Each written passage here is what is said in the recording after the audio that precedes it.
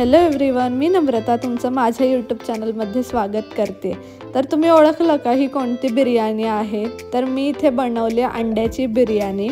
एकदम मस्त गरमागरम वाफाळती अशी ही बिर्याणी आणि खरं सांगते टेस्टला तर इतकी मस्त झालेली। तांदूळ सुद्धा इतका छान शिजलेला, एकदम परफेक्ट झालेली। ही टेस्टला सुद्धा खूप छान लागत होती आणि तुम्ही सुद्धा ही रेसिपी एकदा ट्राय करा। आणि मी ही रेसिपी कशी बनवली यासाठी हा व्हिडिओ शेवटपर्यंत नक्की बघा। तर चला आपण आजच्या व्हिडिओला सुरुवात करूया। तर अंडा बिर्याणी बनवण्यासाठी मी घेतले 5 अंडे आणि ते भांड्यामध्ये बॉईल करायला ठेवले। तर 5 अंड्यामध्ये मी ऑलमोस्ट अर्धा लिटर पाणी टाकलं। अंडा जोपर्यंत बुडेपर्यंत आपल्याला पाणी टाकायचं आहे आणि फक्त 10 मिनटं आपल्याला बॉईल करायचे आहेत। म्हणजे उकळी आल्यानंतर ना फक्त 10 मिनटात आपली अंडी शिजून रेडी होतात। तर तुम्ही इकडे बघा अंडी बॉईल झालेली आहेत, पाणी आटलेलं आहे, तर त्याचं मी साल काढून घेतलं। आणि आता आपल्याला अंड्याचा मसाला बनवायचा। त्यासाठी मी 1 टोमॅटो असा थोडासा जाडसर चिरून घेतला आणि 1 कांदा घेतला, तर तो सुद्धा असा जाडसर चिरून घ्यायचा। आणि त्याच्यानंतर आपल्याला आला आणि लसूण सुद्धा घ्यायचं। तर मी इथे 3 पाकळ्या लसणाच्या घेतल्या आणि थोडंसं 2 छोटे तुकडे आहेत ना तर ते आल्याचे घेतले।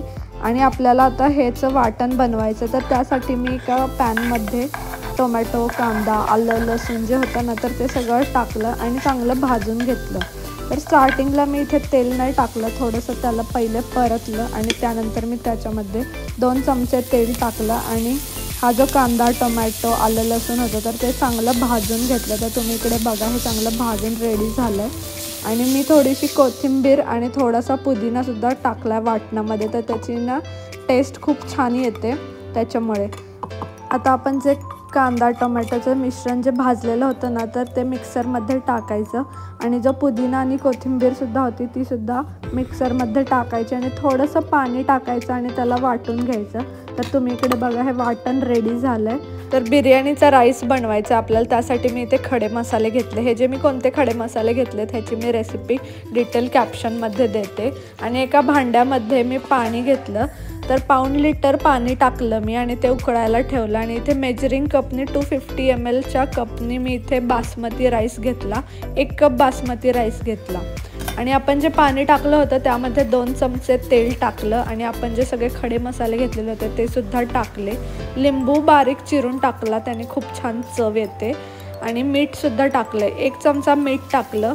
मीठ टाकून झाल्यानंतर आपल्याला त्याच्यामध्ये एक जो वाटी घेतलेला होता तांदूळ तो टाकायचा। 10 ते 15 मिनिट झाल्यानंतर तुम्ही इकडे बघा तांदूळ चांगला शिजून रेडी होता। आपल्याला पूर्ण बॉईल नाही करायचा आहे हा राईस, तर 80% कुक झाला ना तरीसुद्धा चालतं। तुम्ही इकडे बघा थोडासा तो राईस तुटायला लागला तेव्हाच मी गॅस बंद केला आणि ह्याच्यामधलं सगळं पाणी टाकून दिलं साईडला आणि जे चाळणीमध्ये ना सगळं चाळून घेतलं।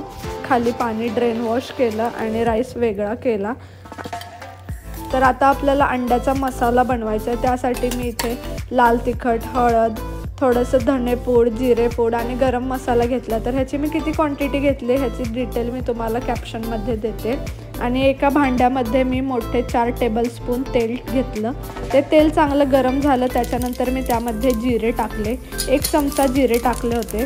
जिरे चांगले तडतडले, त्याच्यानंतर मी आपण जे लाल तिखट, हळद घेतलेलं होतं तर ते टाकलं आणि लगेचच मसाला जळू नये म्हणून आपण जे वाटण केलेलं होतं कांदा टोमॅटोचं तर ते टाकून घ्यायचं।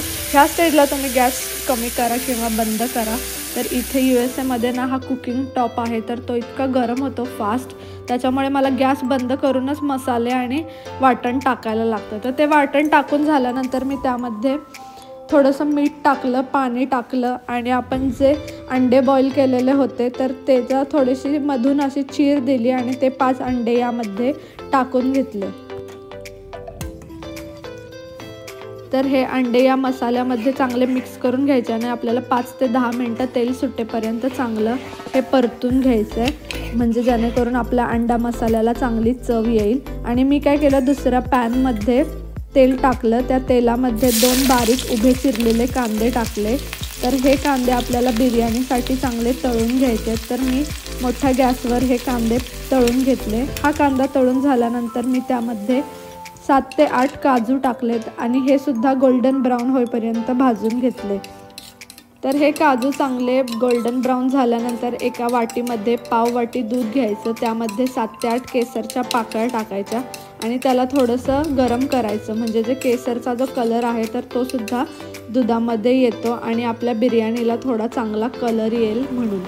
आता इकडे तुम्ही बघा, जो अंड्याचा मसाला आहे तर त्याला तेलसुद्धा सुटलेलं आहे आणि चांगला रेडी झाला आहे हा. तर आता आपण बिर्याणी फायनल स्टेज आहे तर ती बनवायला घेऊ शकतो. तर इकडे आपला अंडा मसाला रेडी झाला आहे.